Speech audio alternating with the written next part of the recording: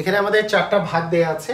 এই 4টা ভাগ যদি আমরা করি তাহলে ভাগের কনসেপ্ট পুরোপুরি আমাদের ক্লিয়ার হয়ে যাবে। তো আসো প্রথম ভাগটা করি। দেখা যাচ্ছে 4137কে 12 দিয়ে ভাগ করতে হবে। তো ঠিক আছে, আমরা এইভাবে করে লিখে ফেলি যে 4137 কে আমরা 12 দিয়ে ভাগ করব। ঠিক আছে, 12 দিয়ে ভাগ করব। আমরা এই যেটা কে ভাগ করি সেটার নাম হচ্ছে ভাজ্য, এবং যেটা দিয়ে ভাগ করি সেটার নাম হচ্ছে ভাজক। আর ভাগ করে যেটা ফল পাওয়া যায় সেটা ভাগফল, এবং অবশিষ্ট যেটা থাকে সেটার নাম ভাগশেষ। তো এগুলো আমরা জানি মোটামুটি। তো দেখো, খেয়াল করে দেখো যে আমরা করব কি, আমরা প্রত্যেকটা আলাদা আলাদা করে সিরিয়ালি ভাগ করব। কীরকম? এখানে দেখো 12কে আমরা, এখানে আছে আবার 12 আছে, আর এখানে আছে 4 1 3 7। আগে 4কে 12 দিয়ে ভাগ করব। এখন মজার ব্যাপার হচ্ছে 4 তো ছোট, 12 তো ছোট, 12 হচ্ছে বড়। তাহলে 4কে যদি আমি 12 দিয়ে ভাগ করি তাহলে তো 1ও পাওয়া যাবে না, কারণ 12কে তো 12, 4 তো আরও ছোট। তার মানে এই 4কে যখন ছোট সংখ্যাকে আমি যখন 12 দিয়ে ভাগ করব তখন 0 বসবে, মানে 0, মানে ছোটকে আমি বড় দিয়ে ভাগ করতেছি, কত আসবে বলো তো? 0 আসবে, ভাগফল আসবে 0। তাহলে এইখানে ভাগফলটা আসলে 0 আসবে। 4কে যদি আমরা ভাগ করি তাহলে ভাগফল আসবে 0। খুব মনোযোগ দিয়ে দেখো, তাহলে পুরো কনসেপ্ট ক্লিয়ার হয়ে যাবে। এখন দেখো, যেহেতু 4কে ভাগ করা গেল না, এইবার 4 আর 1 দুটাকেই আমরা নিলাম, 41 নিলাম। তাহলে 41কে আমি যদি এখন 12 দিয়ে ভাগ করি, তাহলে 41 তো 12 হচ্ছে বড়, তাহলে এখন ভাগ করা যাবে। তাহলে তুমি কি করবা, যে এই যে 41কে 12 দিয়ে ভাগ করলে 12র নাম দেওয়া পড়া শুরু করবা। ভাগের তো নিয়ম তোমরা জানো, ক্লাস 2 3-তে বা 1-এও তোমরা শিখেছো একবারে। তো 12 নামটা হচ্ছে 12কে 12, 12 দুগুণে 24, 3 12 36, 3 12 36, 4 12 48, 48 কিন্তু 41 হচ্ছে বেশি হয়ে গেছে। তার মানে আমি এটা নিব না। আমি কি নিব তাহলে? 3 12 36 মানে 3 নিব। এই 3টা কিন্তু এই এক বরাবর লিখবো আমরা। আচ্ছা, তাহলে 3 বসালে 3 12 হচ্ছে 36, এখানে 36 বসালাম। এবার আমি কি করব বলো তো? বিয়োগ করে দিব। এই যে 41 থেকে যদি আমরা 36 বিয়োগ করি তাহলে এখানে 1 থেকে 6 বিয়োগ করলে এখানে 11 চিন্তা করবে, 11 থেকে 6 বিয়োগ করলে হচ্ছে 5, হাতের 1 মিলে এটা 4, 0। তাহলে 4 থেকে 4 বিয়োগ করলে 0 আসতেছে। আচ্ছা ঠিক আছে, এইবার সবসময় করব কি, বিয়োগ করার পর উপর থেকে একটা করে ডিজিট বা একটা করে অঙ্ক নামাবো। এখানে জাস্ট ডান পাশ থেকে একটা অঙ্ক নামালাম, এখানে 3 আছে, এই 3টা নামাই ফেলবো। তাহলে 53, তাহলে হলো আমাদের 53। 53কে কি 12 দিয়ে ভাগ করা যায়? অবশ্যই যায়, 53 তো 12 হচ্ছে বড়। তাহলে আবার নামতে পড়া শুরু করব। 12কে 12, 12 দুগুণে 24, 3 12 36, 4 12 48, 5 12 60, 60 কিন্তু 53 হচ্ছে বড় হয়ে গেছে। তার মানে আমরা 4 12 48 বসাবো। 4 12 48 এটা বসালাম, 4 12 48। এখন বিয়োগ করলে কি পাচ্ছি? 13 থেকে 8 বিয়োগ করলে আসতেছে 5, এখানে আসতেছে 7, 57। আচ্ছা, আবার 12 নামতা পড়া শুরু করব। এখানে এই 57কে 12 দিয়ে যেহেতু ভাগ করতে হবে, আবার নামতা পড়া শুরু করব। 12কে 12, 12 দুগুণে 24, 3 12 36, 4 12 48, 5 12 60, 5 12 60 আবার বেশি হয়ে গেছে।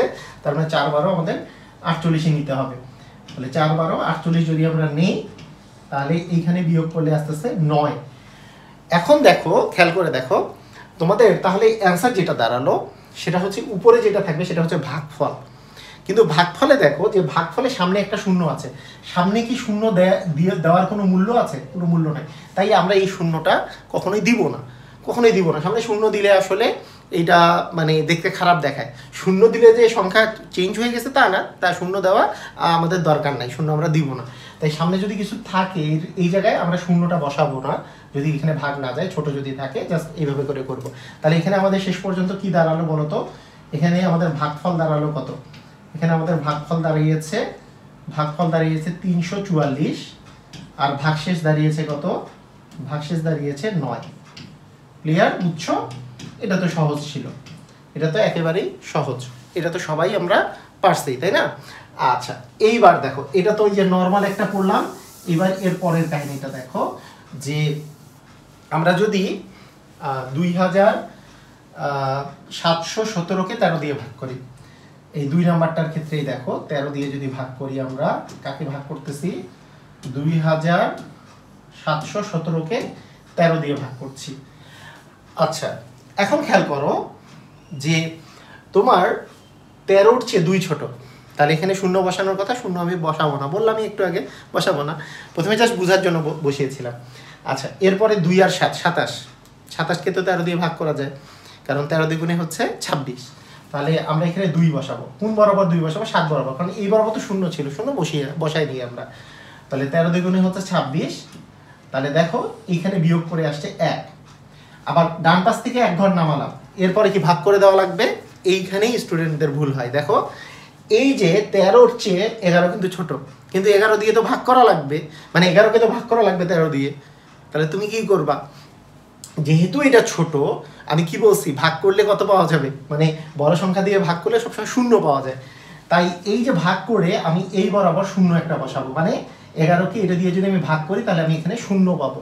তাই এখানে তুমি শূন্য দিয়ে গুণ করে দিলা, 0 গুণন 13 করলে শূন্য আসবে।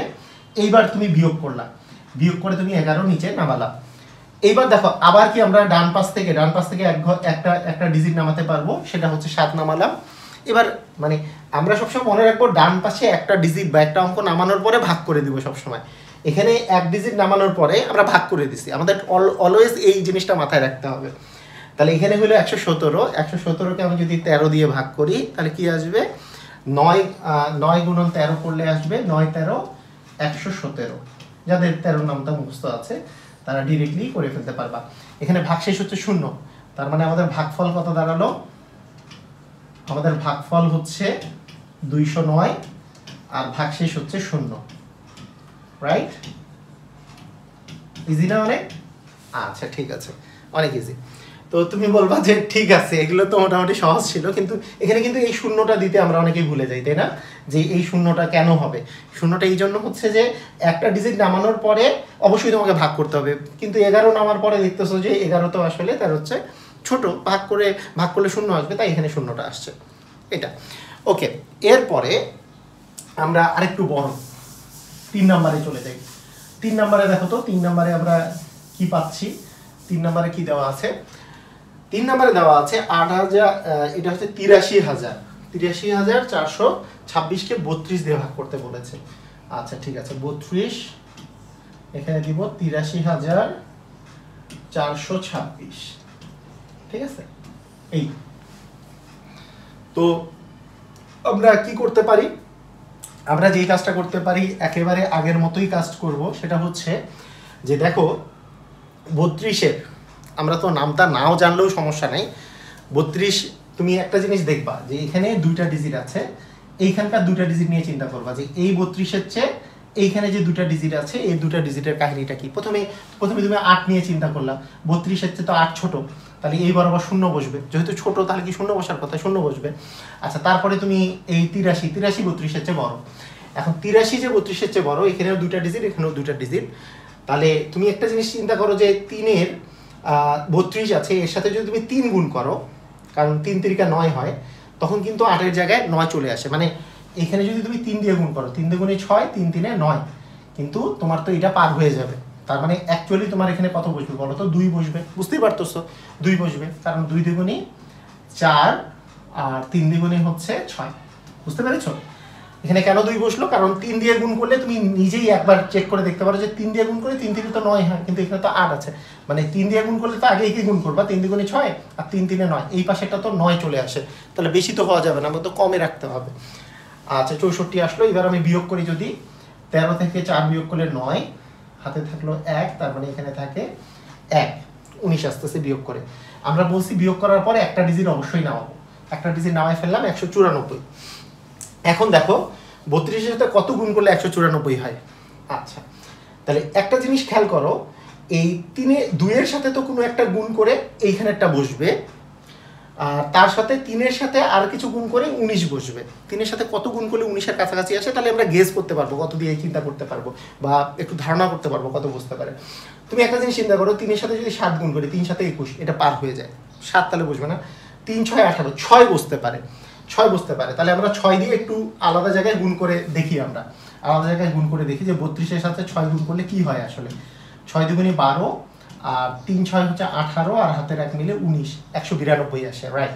তার মানে এখানে 6 বসবে, 6 বসবে, কারণ 7 দিলে দেখা যাচ্ছে বেশি হয়ে যাচ্ছে। আচ্ছা তাহলে 6 দুগুণে 12, হাতে থাকলো 1, 3 6 18 আর 1 হচ্ছে 19, তাহলে 192। এটা যদি আমরা বিয়োগ করি এখানে আসে 2, আর এখান থেকে যদি নামাই তাহলে এখানেও 2 আসে। একটা জিনিস এখন খেয়াল করো, 32-এর এখানে আসছে আবার 22, 32-এর চেয়ে 22 ছোট না বড়? 22 কিন্তু আবার ছোট চলে আসছে। 22 দিয়ে আবার আমাকে ভাগ করতে হবে না 32-কে, তাহলে ছোট জিনিস দিয়ে ভাগ করলে কত আসবে? 0 আসবে। তাই এখানে ভাগফল এই জায়গায় কিন্তু আমাকে 0 বসাতে হবে। 0 বসালে 0 দিয়ে গুণ করলে এখানে 0 আসবে। বিয়োগ করার পরে অবশ্যই 1 ডিজিট উপর থেকে নামাতে হবে এবং 1 ডিজিট নামানোর পরে ভাগ করে দিতে হবে। এখন 32-কে আমরা যদি মানে 226-কে যদি 32 দিয়ে ভাগ করি, একটু আগে দেখলাম যে 32 গুণন 6 করলে আসছিল 192, তাহলে 7 দিয়ে করলে আসতে পারে, তাহলে 32 গুণন যদি 7 করি, কারণ 8 দিয়ে করলে তো 3 8 24 পার হয়ে যাবে, 7 দিয়ে করলে 7 দিয়ে 14, 3 7 21 আর এক হচ্ছে 22, হ্যাঁ চলে আসছে। তার মানে 7 দিয়ে করলে আমাদের আসতেছে 7 দিয়ে 14 4, হাতে থাকলো 1, 3 7 21 আর 1 মিলে হচ্ছে 22। তার মানে আমাদের শেষ পর্যন্ত কি দাঁড়ালো বলো তো? ভাগফল হচ্ছে 2607 এবং ভাগশেষ হচ্ছে 2।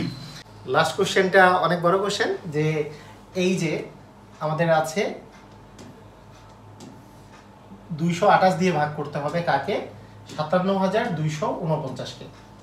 তো সেইমভাবে আমরা করব, এর আগের নিয়ম অনুসারে আমরা করব, দেখা যাক যে আমরা পারি কিনা। ঠিক আছে? আচ্ছা, প্রথমে দেখা যাচ্ছে যে 228 এখানে আছে, তার চেয়ে 5 তো ছোট, তার মানে এই বরাবর 0 বসার কথা, আমরা তো 0 বসাই না।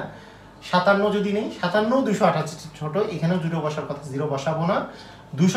572 যদি নেই 228-এর চেয়ে, তাহলে 572 কিন্তু 228-এর চেয়ে বড়। আচ্ছা, কতটুকু বড় হলো? 228-এর যদি আমরা দ্বিগুণ করি, 3 গুণ করলে তো 3 দ্বিগুণে 6, তাহলে 600 চলে আসবে, এটা তো হবেই না। দ্বিগুণ করলে কি অবস্থা দাঁড়াচ্ছে সেটা দেখি। 8 দ্বিগুণে 16, হাতে থাকে 1, 2 দ্বিগুণে 4 আর হাতের 1 মিলে 5, 2 দ্বিগুণে 4, হ্যাঁ এটা তো ছোটই আসে। তার মানে এখানে আমাদেরকে 2 দিয়ে গুণ করতে হবে। 2 দিয়ে গুণ করলে 8 দ্বিগুণে 16, 2 দ্বিগুণে 4 আর 1 5 আর 2 দ্বিগুণে হচ্ছে 4। তার মানে এইভাবে করে আমরা বিয়োগ করি। যদি এখন 12 থেকে 6 বিয়োগ করলে হচ্ছে 6, এখানে হাতে 1 মিলে হচ্ছে 6, 7 থেকে 6 বিয়োগ করলে 1, এখানে হাতেটাই এখানে 1, 116 আসে। আমরা বলছি যে বিয়োগ করার পরে একটা ডিজিট অবশ্যই নামাতে হবে ডান পাশ থেকে, এবং নামানোর পরে অবশ্যই এটাকে এটা দিয়ে ভাগ করতে হবে। তাহলে 1164-কে কি আমরা 228 দিয়ে ভাগ করতে পারবো? 1164-কে আমি যদি 228 দিয়ে ভাগ করি, তাহলে যে জিনিসটা আসবে সেটা একটু চিন্তা করি। এখানে যদি আমরা 5 চিন্তা করি, 5 দ্বিগুণে 10, হ্যাঁ হতে পারে, আমরা একটু চেক করে দেখি যে 5 দিয়ে আসলে হয় কিনা, কারণ 5 দ্বিগুণে তো 10 আসে, এখানে তো 11 আছে, কারণ 6 দিলে 6 দ্বিগুণে 12 বেশি হয়ে যায়। তাহলে 228 গুণন 5 দিলে আসলে আসে কিনা। তাহলে 4 5 8 40-এর 0, হাতে থাকলো 4, 5 দ্বিগুণে 10 আর 4 হচ্ছে 14, হাতে থাকে 1, 5 দ্বিগুণে 10 আর 1 হচ্ছে 11, হ্যাঁ হয়েছে। তার মানে আমরা এখানে 5 দিতে পারবো, তাহলে 5 দিলে আসে 1140 আসে। এখন যদি আমরা বিয়োগ করে দিই, এখানে 4, এখানে 2 আর এখানে আসতেছে 9, আর এখানে তো 228 ছিল, তাহলে 249-কে 228 দিয়ে ভাগ করলে অবশ্যই এখানে 1 বসবে, 1 বসলে 228 একে 228, তার মানে বিয়োগ করলে পাচ্ছি 1, এখানে পাচ্ছি 2। তার মানে আমাদের ভাগফল আসতেছে 251 আর ভাগশেষ আসতেছে 21। তাহলে এইভাবে করে কিন্তু আমরা যে কোনো বড় ভাগগুলো করতে পারবো। দেখি কিন্তু ভয় লাগতেছিল, তাই না, যে এত বড় ভাগ মনে করতে পারবো না। তোমরা সবাই ধীরে সুস্থে ভাগ করতে থাকবা, ভাগ করে ফেলতে পারবা। শুধু মনে রাখবা, বিয়োগ করবা, বিয়োগ করে একটা ডিজিট ডান পাশ থেকে নামাবা, নামানোর পরে অবশ্যই ভাগ করে দিবা। একটা ডিজিট নামানোর পরেই যেই ইয়াটা থাকবে, যেই সংখ্যাটা থাকবে, অবশ্যই ওটা দিয়ে তুমি ভাগ করে দিবা।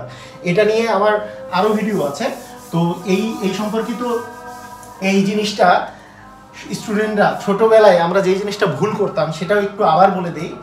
যে মনে করো তোমাকে বলা হয়েছে 51-কে 5 দিয়ে ভাগ করতে, দেখো 51 ভাগ 5 দেওয়া আছে, 51 ভাগ 5 দেওয়া আছে।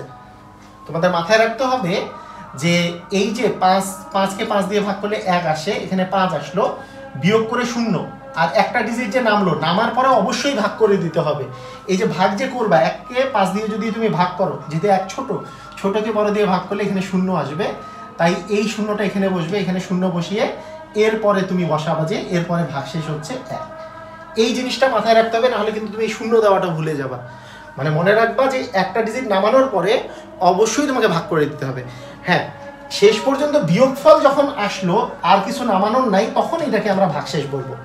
যেমন এইরকমেরই আরেকটা এক্সাম্পল দেখো, যদি আমাদের 56 থাকতো, তাহলে আমরা কি করতাম, যে 5-কে 5, এইটা এখানে বিয়োগ করে আসছে 6, বিয়োগ করার পর অবশ্যই ভাগ করে দিব। 6কে 5 দিয়ে ভাগ করলে আমরা জানি 5-কে হচ্ছে 5 আসবে, বিয়োগ করে 1 আসছে, এই একটাই কিন্তু ভাগশেষ, কারণ বিয়োগ করে 1 পাইছি। এখানে কিন্তু শূন্য বসানোর কিছু নাই, কারণ বিয়োগ করে 1 পেয়েছি। মানে এইটাকে আর ভাগ করবে না, যখন তুমি ডান পাশ থেকে কিছু নামিয়েছো তখন অবশ্যই তোমাকে ভাগ করে দিতে হবে। এই জিনিসটা তুমি মনে রাখবে, তাহলে ভুল হবে না। আমাদের এই জিনিসটা নিয়ে কিন্তু বারবার কনফিউশন অ্যারাইজ হয় যে এখানে শূন্যটা আমি বসাবো, কোন জায়গায় শূন্য বসাবো, কোন জায়গায় শূন্য বসাবো না। মাথায় রাখতে হবে যে আমি যখনই ডান পাশ থেকে কোনো কিছুকে নামাবো সেটাকে ভাগশেষ বলবো না, অবশ্যই এটাকে ভাগ করে দিব। তারপর বিয়োগফল যেটা থাকবে, বিয়োগফলের পরে যদি এই পাশে আর কিছু যদি নাই নামানোর, তাই এটাই হবে ভাগশেষ। তো সবাই ভালো থাকো, আল্লাহ হাফেজ।